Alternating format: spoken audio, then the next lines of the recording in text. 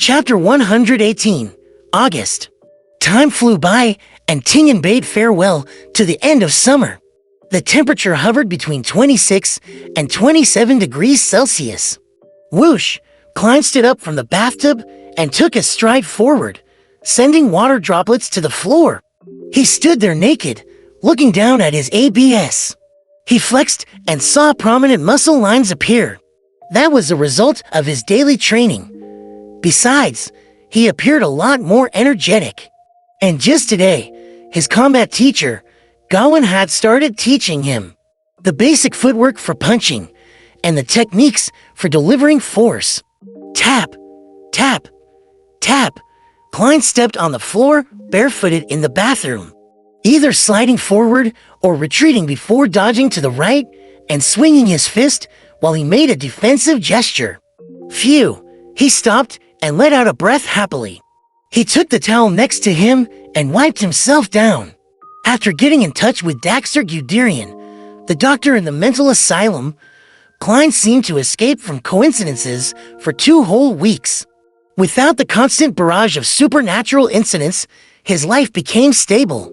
He received his paycheck on time, researched mysticism in depth, trained his marksmanship and fighting skills, developed new cooking recipes, slowly gathered decent utensils and decorations with Benson and Melissa, asked his teammates about supernatural cases in the past, divined for people who came to the club, and strictly followed the principles he figured out.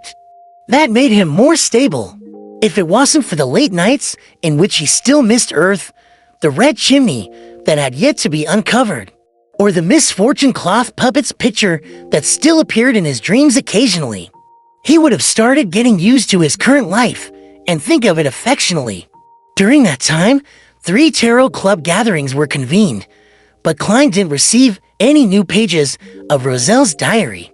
However, according to Justice's explanation, she had gotten to know to Beyonders, and she was getting in touch with them consistently. When she got into their circle of acquaintances, it was likely that she could trade for more pages of Roselle's diary. The hangman also expressed that he had returned to land and was dealing with some matters. He would begin looking for more as soon as he had more free time. Besides, Justice felt that the 2 Beyonders, whom she knew were potential targets to join the gathering, they both had decent identities as cover, with certain, but different, channels of information, as well as principles and unique characteristics. They were not the kind of people that would sell out a secret. The only problem was that they were only Sequence 9 Beyonders, which wasn't suitable for a high-end secret organization like the Tarot Club. High-end secret organization? Sounds more like a pyramid scheme. Klein only let out a heavy sigh to cover up the fact that he was at a loss for words to reply to Miss Justice's complacency. He could only agree to observe the 2 Beyonders further. Of course, Justice wasn't the innocent and romantic maiden from before. She kept her guard up and never mentioned the names and traits of the 2 Beyonders. She was afraid that the hangman would be able to identify her through that. Miss Justice said that she clearly feels the signs of the potion digesting. She might need another 3 to 4 weeks until she completes her acting as a spectator. My scheduled acquisition of the telepathist formula has to be brought forward. Klein threw aside the towel that he used to dry himself and put on his clothes as he thought about the Tarot Club from the day before. In the last 20 days, he had only met Dr. Guderian once. He had the idea of haste makes waste, so he merely chatted about the doctor's state and asked unimportant matters about the psychology alchemists. Given the speed with which Justice was digesting the potion, he had no choice but to begin thinking about how to get the formula of Sequence, a telepathist from Daxter earlier. Klein buttoned his shirt and took another dry towel to wrap around his head to absorb the water in his hair. Compared to Justice, he was digesting the seer potion even faster than expected. By this week, the sounds that he shouldn't hear and things that he shouldn't see had already vanished while engaging in cogitation or spirit vision. Flipping over the towel, Klein dried his hair again. He lifted his head to look at the door and muttered to himself, "The seer principles that I figured out are really efficient.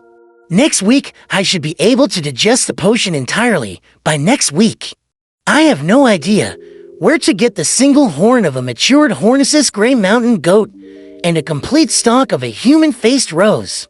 Required by the clown formula, maybe I could do as Lady Daly did and send in a special application? But that would definitely attract the attention of the higher-ups, and I want to develop at my own pace." The believer from the Aurora Order in the police department was found too, but I have yet to find out who this Mr. Z is. Henry said that he would complete the red chimney task before the end of this week. My private stash of money has returned to slightly more than £7, so at least I don't have to worry about making the final payment.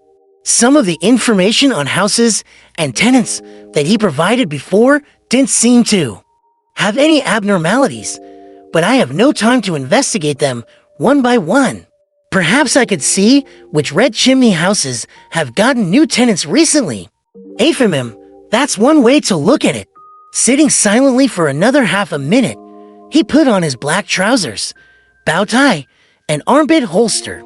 He then picked up his sweaty night training suit from the floor and tossed it into the laundry basket. He opened the door and exited the bathroom. He had just finished his Wednesday afternoon combat training, and he was still at his teacher Gowan's place. "Hello, Mr. Moretti." Gowan's maid Irvin happened to pass by, and she quickly bowed. Klein nodded slightly and pointed at the messy bathroom. "Could you clean this up, please?" "Of course, sir.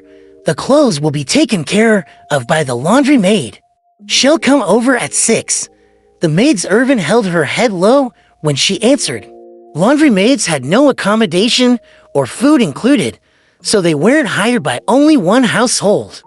They were normally contracted to handle the laundry from several households.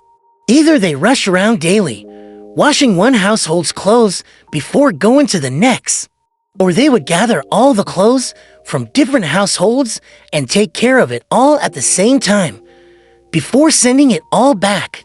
Only then could they barely make a living.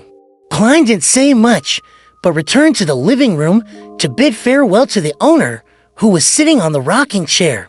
He saw Gowan nodding lethargically, a light brown blanket covering his legs, and the Awa Evening News in his hands. Klein knew for a fact that the gentleman bathing in the setting sun's glow was in his early 50s, but his listlessness made him seem like he was already in his 80s.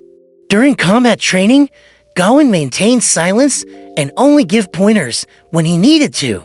He wasn't one for casual chatting. Klein was so exhausted from the daily training that he had no intention of trying to engage in conversation. Thus, their relationship remained distant. From his demonstrations, Teacher Gowan's strength is still quite terrifying, and his steps are swift too. I reckon it wouldn't be a problem for him to fight 3 of me. He has the pay from the police station. And he also bought a plot of land in a village out in the Tingen suburbs that provides a fixed rental. He hires a chef, a maid's Irvin, and a laundry maiden in the foodaholic empire on Earth. A man in his 50s with such wealth would have been traveling the world. Klein looked away from Gowan and shook his head. Then, he went to the clothes rack to take down his top hat and black windbreaker. After he tidied himself up, he took his cane and exited the house.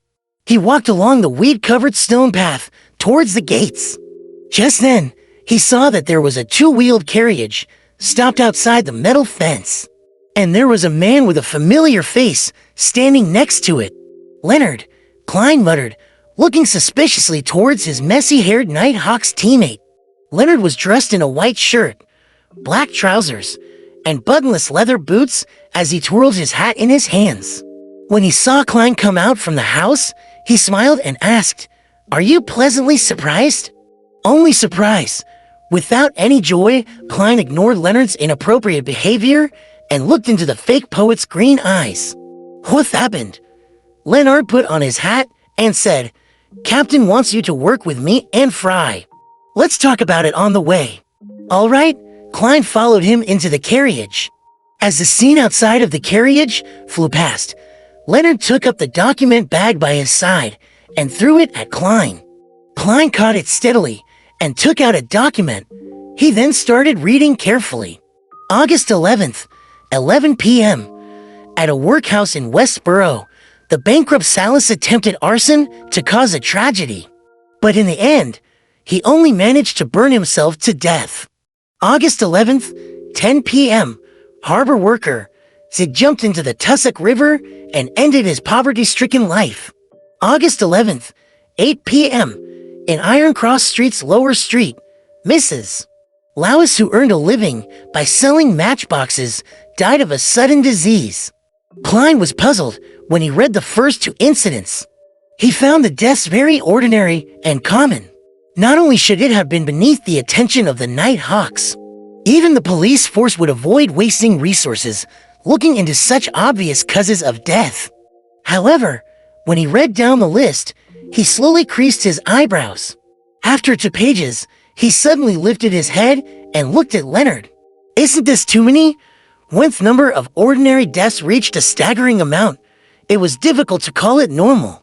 For once, Leonard nodded seriously and said, "The number of death incidents within the past 2 weeks are 5 times the normal rate."